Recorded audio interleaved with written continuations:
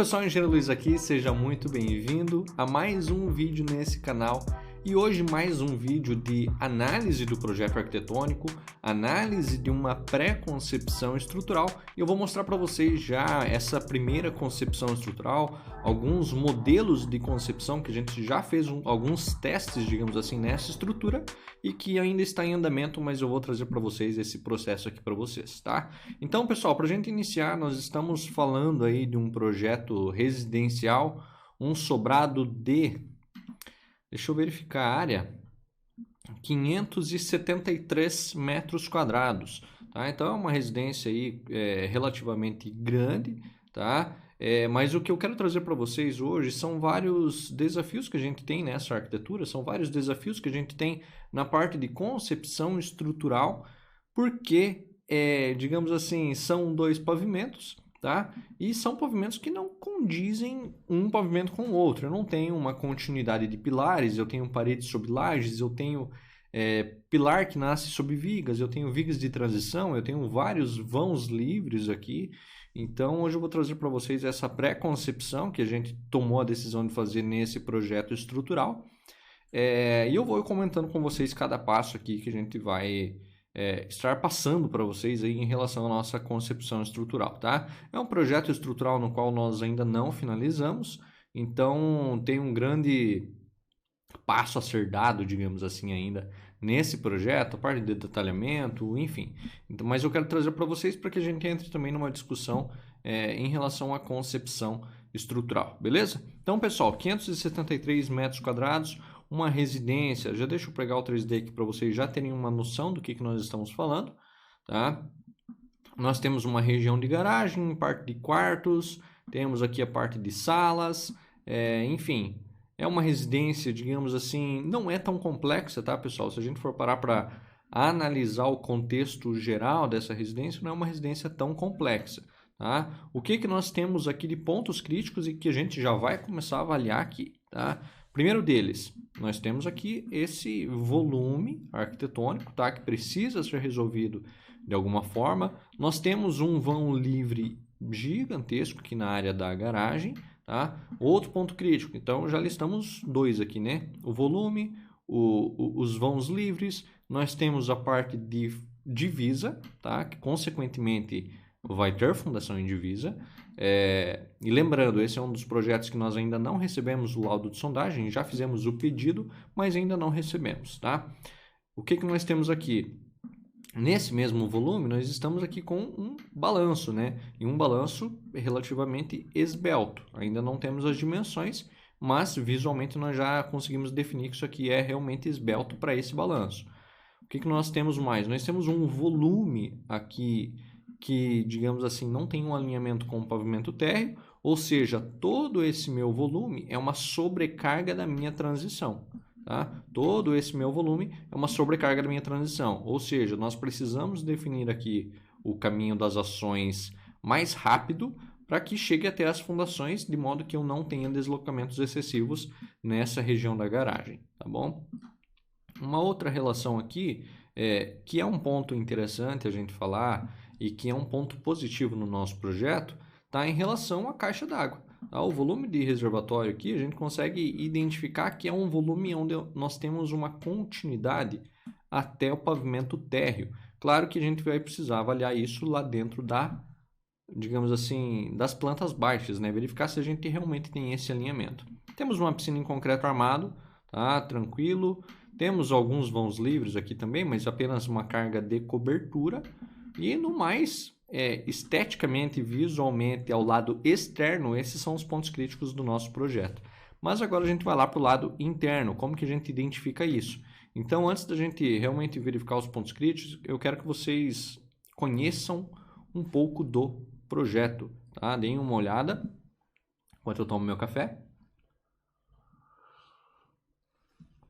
E se você está aqui, você ainda não é inscrito do nosso canal, aproveita, se inscreve, deixa o like nesse vídeo, pessoal. Às vezes a gente tem muitas visualizações no vídeo e tem pouco like, então já desce um pouquinho, deixa o like, tá? Se inscreve, dê a sua opinião também sobre o projeto, sobre os vídeos que a gente faz aqui pro canal e, enfim, bora analisar, bora projetar. Bora atuar como engenheiro estrutural. Vamos analisar aqui essa planta, o que que a gente já identifica aqui, que a gente tem uma garagem quase que é um...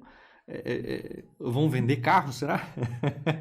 Pela quantidade de carros que a gente tem nessa garagem, sabemos que é uma garagem gigantesca, tá? Uma garagem aqui de 9 metros por 10 metros e 80. E nós precisamos resolver isso aqui, tá? Aqui nós temos o hall de entrada, tá? Um hall de entrada aqui de 2 metros por 5 metros e 80 também. Aqui tem um pequeno lavabo. Aqui nós já chegamos na parte de sala de jantar, sala de estar, a parte onde a gente sobe aqui na escada, e depois a gente vai verificar aqui qual que é o corte NO, onde a gente vai verificar qual que é o tipo de escada, onde que eu tenho os seus apoios, tá? Parte de cozinha, despensa, área de serviço, suíte, uma suíte lá na parte do pavimento térreo, tá? E aqui a gente vem para a área de festas, que é uma área de festas grande também, mas a gente já viu que no pavimento superior a gente só tem a cobertura, né? Lembra que a gente viu lá no 3D? Então aqui a gente tem a parte de varanda, área de festas e mais uma suíte. Então são 2 suítes, mais 1, 2, 3, 4 banheiros na parte do pavimento térreo, tá? É uma residência relativamente grande aqui.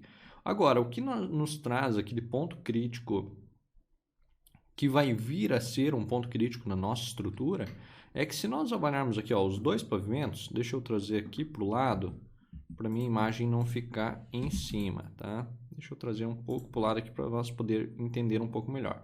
Então, toda essa região aqui, tá? Onde eu tenho a suíte master, tá? Tem um banheiro, tem um closet, um pouco da parte de circulação, tem uma outra suíte aqui, uma sacada, tá? Uma região aqui onde é inacessível a pessoas, porque eu tenho guarda-corpo em alumínio, e eu tenho uma floreira também. Toda essa região, todos esses carregamentos, todas essas ações vão estar atuando exatamente em cima da minha garagem. Então, como é que eu posso falar? Que eu não tenho como negar que aqui é um ponto crítico, tá? Eu vou ter viga de transição, eu vou ter um carregamento no qual eu vou precisar ter seção transversal, tá? Eu vou precisar ter seção transversal, a não ser que a gente estaria falando aí de proteção, que aí eu consigo talvez reduzir a inércia dos elementos e, enfim, aplicar um esforço de compressão nos elementos para que eu tenha um menor esforço, digamos assim, um menor deslocamento, mas o que acontece aqui é que nós precisamos tentar, digamos assim, resolver isso aqui da melhor maneira, no concreto armado, tá? Antes de ir para a proteção. Então, eu preciso levar em consideração que eu tenho algumas opções aqui. Ou eu posso trabalhar com algumas vigas principais robustas, tá? Só que a gente falou já em outros vídeos que se eu tenho viga robusta, eu preciso ter pilar robusto, tá? Eu preciso ter pilar que também tem uma grande inércia para resistir a esses esforços. Vou precisar trabalhar aqui com uma distribuição de talvez parede sobre laje, uma laje que seja leve também, tá? Não posso trabalhar aqui com uma laje, por exemplo, se eu fosse trabalhar aqui com uma laje maciça, num vão de 9 metros por 10 metros, consequentemente eu vou ter um deslocamento excessivo pelo incidência de cargas que eu tenho aqui, pela quantidade de paredes.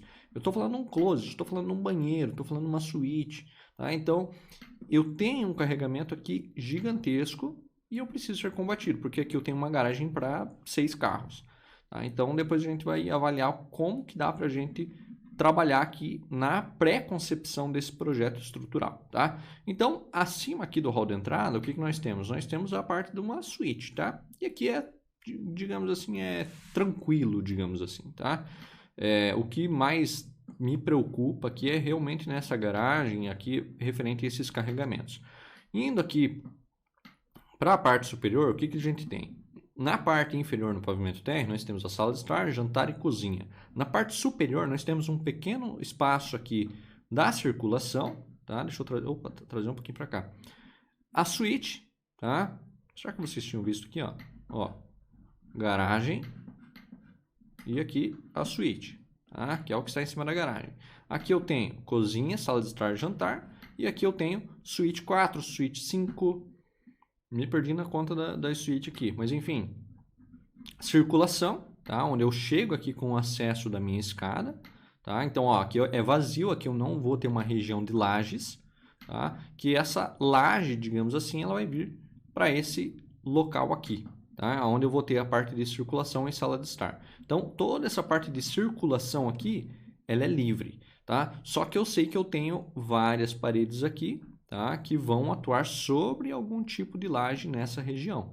E eu preciso ter viga de transição também nessa região, tá? Se tratando de projeto residencial, pessoal, não é ideal que a gente tenha vigas de transição, tá? Só que, pessoal, nós como engenheiros estruturais, nós não podemos tomar a decisão de mudar o projeto arquitetônico para que o projeto arquitetônico seja o mais quadrado possível, tá? Quando nós estamos trabalhando com um projeto estrutural residencial de alto padrão, o alto padrão é o que os arquitetos eles querem trabalhar. E nós precisamos estar habituados a isso, de que o alto padrão vai vir viga de transição, vai vir balanço, vai vir detalhe em fachada, vai vir um elemento esbelto, tá? E nós precisamos resolver isso. Nós não podemos sempre optar pela opção de mudar o projeto arquitetônico. Nós não podemos sempre optar pela opção de fazer tudo quadrado, tá? A engenharia, digamos assim, ela é tão bonita, ela é tão bacana de ver aquilo que você passa na rua e você não consegue entender como que aquilo está de pé. Isso é a engenharia legal do alto padrão, tá? Porque se a gente querer moldar todos os projetos arquitetônicos, querer moldar todos os arquitetos a fazerem projetos quadrados e não ter desafios, como que nós, engenheiros estruturais, nós vamos querer buscar mais conhecimento? Como que nós, engenheiros estruturais, nós vamos querer realmente resolver novos desafios? Então, nós precisamos, digamos assim, olhar para esse tipo de problema, viga de transição, balanço, vão grande, e isso aqui ser um combustível para que a gente busque mais conhecimento, isso aqui seja um combustível para que a gente busque mais informação, para que a gente aprenda mais, tá? Então, é difícil, é impossível, não é impossível, tá? Só que você precisa estudar. E quando eu falo que você precisa estudar, não estou falando que talvez você precise estudar só sobre isso. Você vai ter que estudar sobre concreto armado, você vai ter que estudar sobre mecânica dos solos, você vai ter que estudar sobre estática, diagrama de corpo livre, você vai ter que estudar sobre fundações. É todo um conjunto, digamos assim, de informações que a gente aplica na engenharia que no final a gente tem um resultado bacana. Tá? Não é só aprender a fazer projeto estrutural, tem que saber sobre materiais, tem que saber sobre a união entre materiais, tem que saber sobre o comportamento dos materiais relacionado à tensão, relacionado a uma força, uma aplicação de carga. Então, digamos assim, é impossível? Não é impossível, tá, pessoal?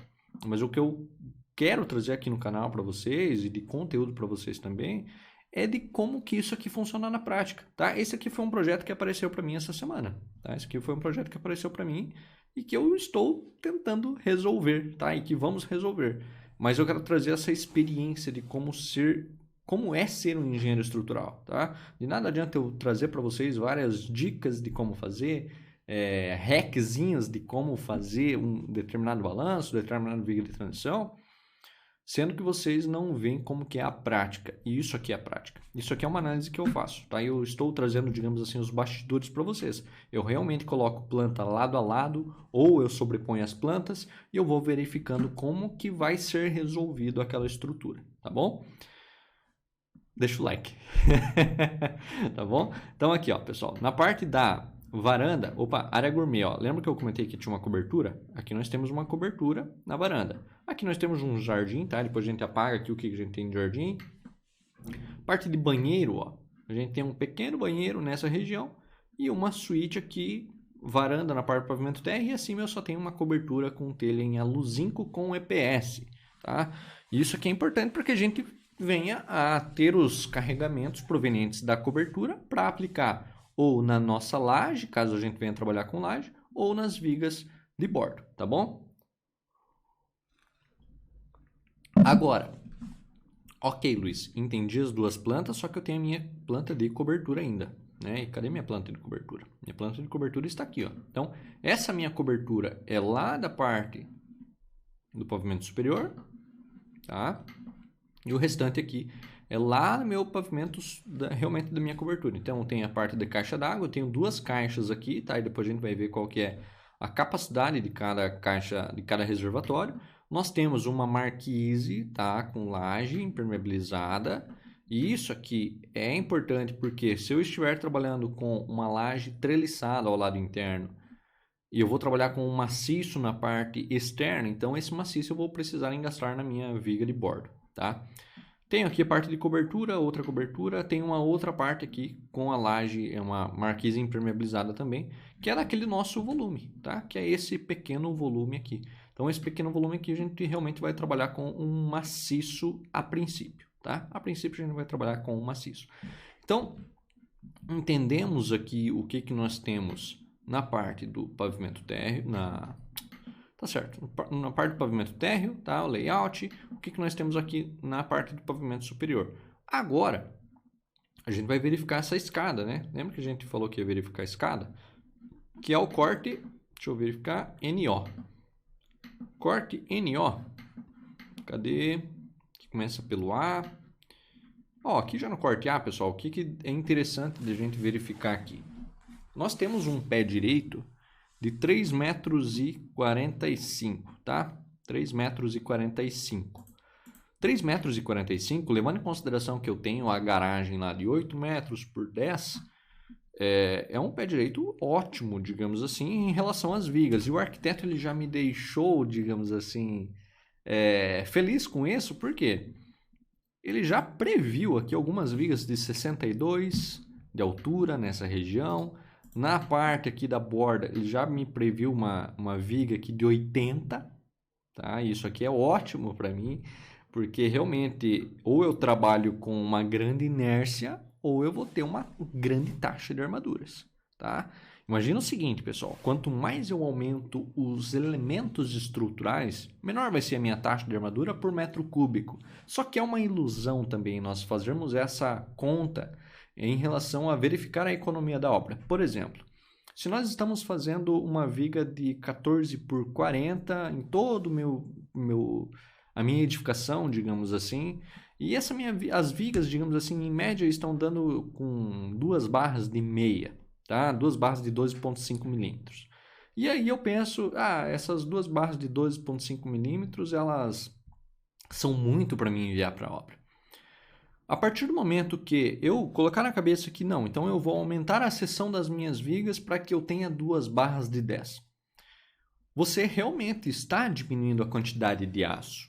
Tá? Você realmente está diminuindo os esforços, não diminuindo os esforços em si, tá? Mas a tua relação no cálculo para encontrar a área de aço talvez vai ser menor.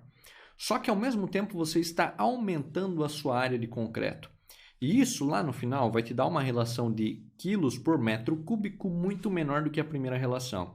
Só que isso não está relacionado ao valor da obra, tá? Ao valor que vai ser investido na obra. Por quê? Muitas vezes aquela sua primeira concepção estrutural, onde você fez uma viga de 14 por 40, no qual estava dando 2 barras de meia, muitas vezes essa estrutura ela é muito mais econômica do que uma viga de 14 por 50, no qual eu tenho uma taxa de aço global da minha estrutura menor do que antes. E isso está relacionado porque o custo da obra não é apenas concreto e aço. O custo da obra vai estar relacionado com madeira, tá? Forma. Então, eu preciso ter a ciência de que muitas vezes eu manter uma uniformidade do tamanho das vigas, eu manter uma continuidade das vigas, eu às vezes ter sim umas barras maiores do que o habitual, digamos assim, mas, digamos assim, em pequenos pontos, vai fazer com que eu tenha uma obra muito mais econômica do que aumentar a seção dos elementos para diminuir a quantidade de aço e ter uma relação de quilos por metro cúbico menor.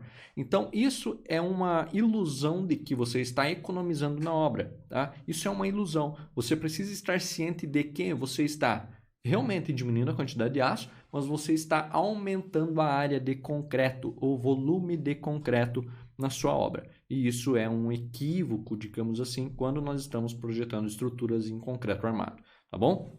Agora, voltando aqui no nosso corte, sabemos que nós temos aqui vigas que podem ser utilizadas. A gente tem uma altura bacana para a gente utilizar as vigas. Isso o arquiteto já me deixou, já facilitou, digamos assim, na minha concepção, tá? Porque eu sei que eu vou ter vigas realmente grandes aqui nessa região.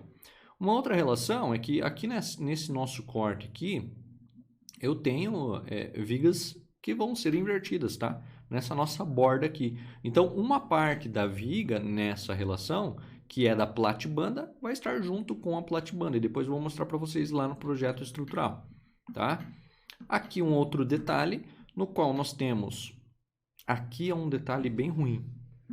Um detalhe bem ruim, digamos, para a estrutura. Por quê? No corte, nós temos o quê? Nós temos aqui um pilar de 15 centímetros.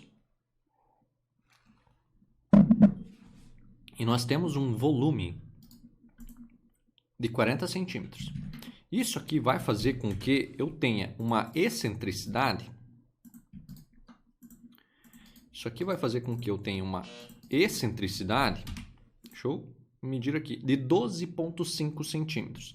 Esses 12,5 centímetros dessa excentricidade do volume com o seu pilar de apoio vai fazer com que eu tenha um momento fletor atuante aqui nesse meu pilar, o que é ruim, tá? O que? Isso aqui vai fazer com que eu tenha uma geometria do meu volume como um todo, que vai estar excêntrico ao meu pilar de apoio, e o peso próprio, digamos, desse meu elemento, desse meu volume, vai fazer com que eu tenha um momento fletor. Então, é ruim, tá? É ruim e isso aqui provavelmente a gente vai ter que ajustar, digamos assim. Enfim, vamos ter que verificar, né, pessoal? A gente vai ter que verificar. Na verdade, a gente até tem aqui em planta, que é um balanço de 3,75 pegando lá na nossa parede. Então, a gente tem um balanço realmente de 3,75, mas o arquiteto ele já previu, digamos assim, claro que a gente vai precisar dimensionar, uma viga de 14 por 60, tá? No qual 14 por 40 por 60, falei 14, mas é 40 por 60. 40 por 60 é uma relação de que o peso próprio da viga, tá? Em relação à sua largura, vai fazer com que seja um ponto negativo na nossa estrutura. Por quê? Em balanços, geralmente a gente trabalha com a altura, tá? Os 60 centímetros é bacana para nós por conta da inércia. Base vezes altura ao cubo dividido por 12. Quando nós estamos falando de base, a base não está ao cubo. Quem está ao cubo é a altura. Então, quando nós estamos falando de contradeslocamentos, nós precisamos levar em consideração a altura do elemento em relação ao deslocamento, tá? Em relação ao deslocamento, nós temos um deslocamento vertical. Então, nós vamos pegar o H vertical nesses casos. E a base não vai nos ajudar muito. Então, a base em si ela vai ser quase que uma relação de aumentar o peso próprio do meu elemento, no qual pode vir a prejudicar a parte de deslocamentos nessa região, tá? Então, a gente tem uma parte de alvenaria, tá?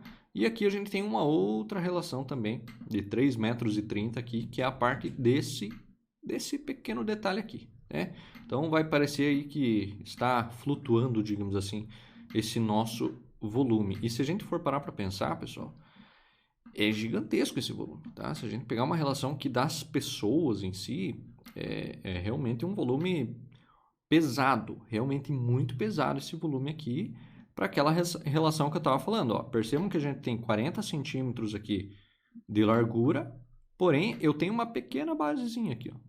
Tá? 15 centímetros aqui. Então aqui talvez convenha a gente tentar trabalhar com essa mesma espessura até o chão, digamos assim, tá?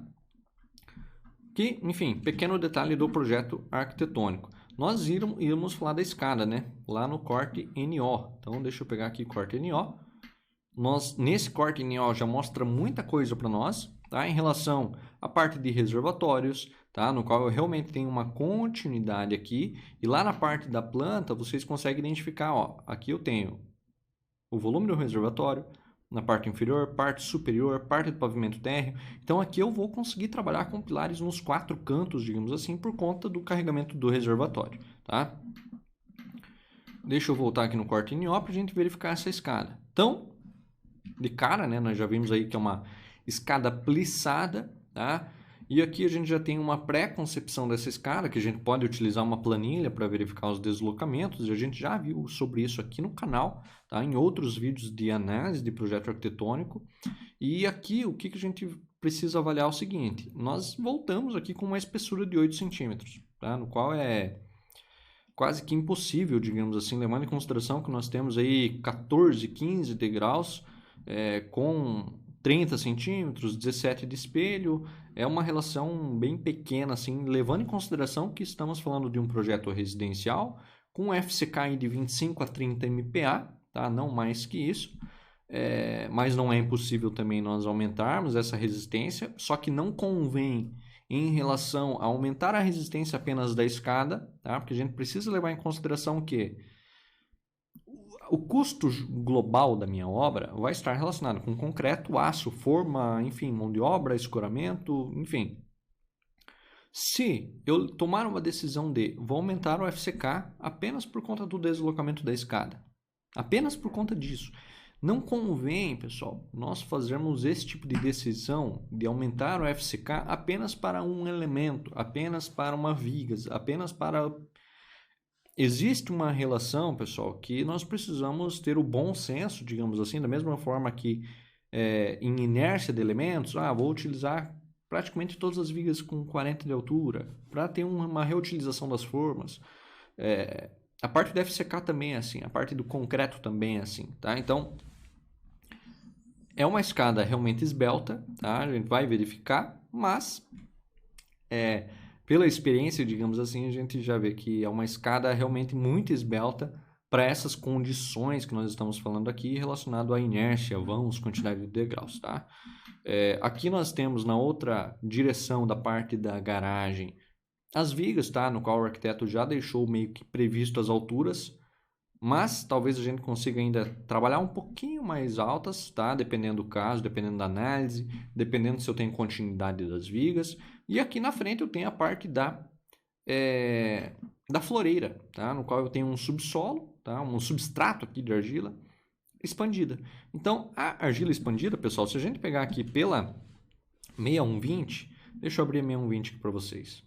Então vamos lá, 6120, se nós pesquisarmos aqui por argila, na tabela 7 nós temos a argila expandida, tá? E tem aqui parte de concreto leve, solo, entulho de obra. O que nós precisamos considerar aqui na parte da floreira? Nós temos uma relação que tem um substrato, que é um solo, e esse solo aqui a gente pode considerar conforme a 6120, tá? Caso não venha especificado, que pode ser de 16 a 20 kN por metro cúbico, ou seja, estamos falando de uma argila compacta, digamos assim, porque uma argila, digamos, se a gente for pegar uma argila com NSPT baixo, a gente vai estar falando de 13 kN por metro cúbico, mais ou menos. Uma argila com NSPT maior que 10, por exemplo, 15, 20, a gente vai estar falando aí já de 15 kN, 16 kN, até 20 kN já é bem alto, digamos assim, é uma grande compactação da nossa argila, tá?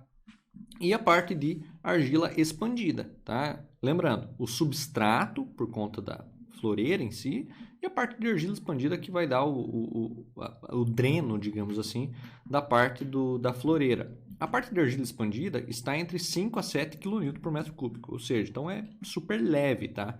E aí esse 7 kN por metro cúbico a gente multiplica pela altura, da mesma forma o substrato aqui, que seria o solo, a gente também multiplica pela altura. Essa altura, a gente vai aplicar daí um carregamento extra na nossa laje, tá? Então, aqui nós já temos uma viga em concreto armado, tá? Nós temos uma laje de fundo, no qual essa laje de fundo, geralmente eu trabalho com uma laje maciça, tá? Onde eu tenho esse tipo de carregamento, uma outra viga, tá? Para ter essa contenção aqui dessa floreira e, enfim, o restante da estrutura. Então, levando em consideração que eu vou ter duas vigas altas aqui, nessa primeira região, ou seja, eu vou ter uma viga aqui de 80, no qual a arquitetura me pede, tá? E não é a estrutura que está me pedindo isso. Isso aqui é a arquitetura que me pede. Enquanto nós não fizermos a análise. Aqui está nessa região aqui. Eu tenho essa minha viga de 80, tenho a parte da floreira e tenho uma outra viga de 80 aqui. Isso aqui acaba trazendo uma rigidez para o meu pórtico como um todo. Porém, é uma sobrecarga também. E eu preciso de apoio, pessoal. Eu preciso ter apoio para isso. Então, de nada adianta eu trabalhar com uma viga de 80 e chegar num pilar de 15 aqui. Passa? Às vezes sim, só que eu tenho que ter muito cuidado com a parte de ancoragem, tá? Ancoragem. Ancoragem é o quê? É a distância no qual a armadura negativa e a positiva ela entra para o outro elemento. E esse meu outro elemento ele precisa ter uma capacidade de ancoragem também, tá bom? Então, essa foi a nossa primeira análise do projeto arquitetônico, tá? Uma primeira análise em relação, talvez uma pré-concepção aqui, ainda não posicionando os elementos, tá? Por quê?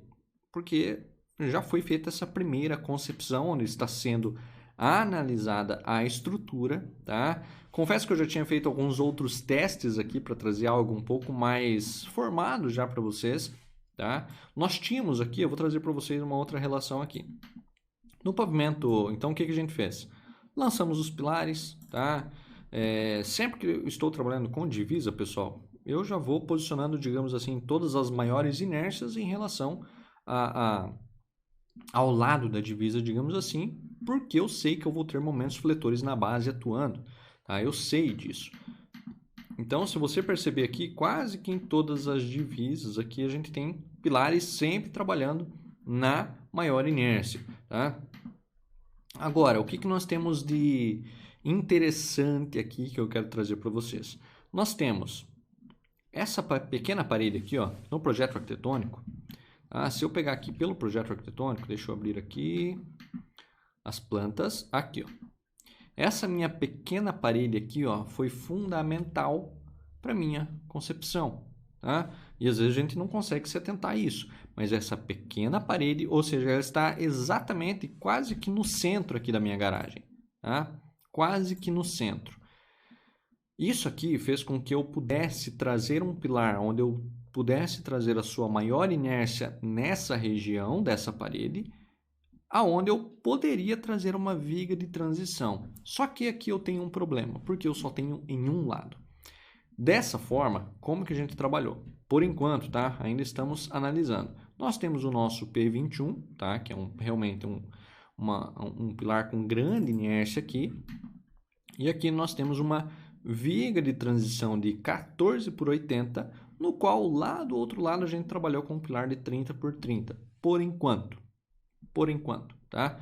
Todo projeto ele precisa de análise, todo projeto ele precisa de uma pré-concepção, análise, teste, verificação de inércia, verificação relacionada aos carregamentos, tá? Então, aqui o que a gente trabalhou?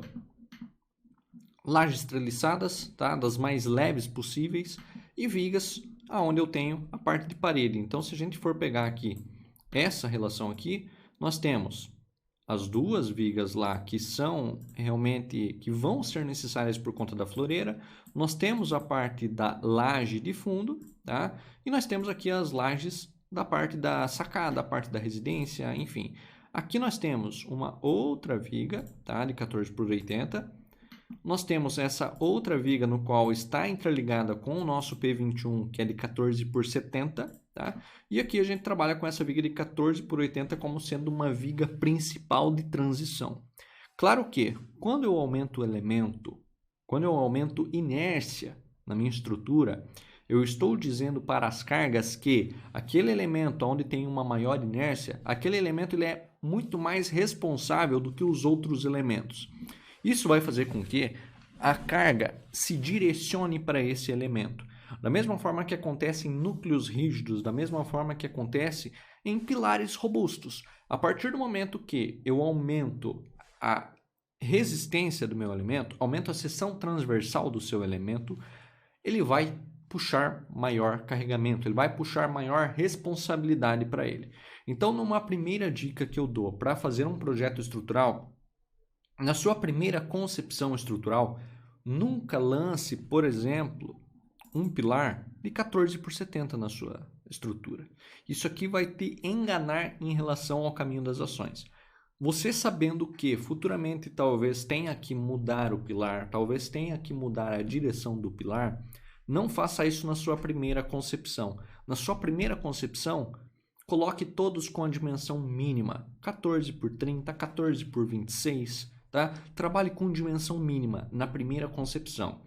Faça o primeiro processamento. A partir do momento que você fazer o seu primeiro processamento, você vai identificar qual que é o ponto crítico e aonde que realmente você precisa modificar as inércias por conta de deslocamento ou porque você quer realmente trazer mais responsabilidade para aquele elemento.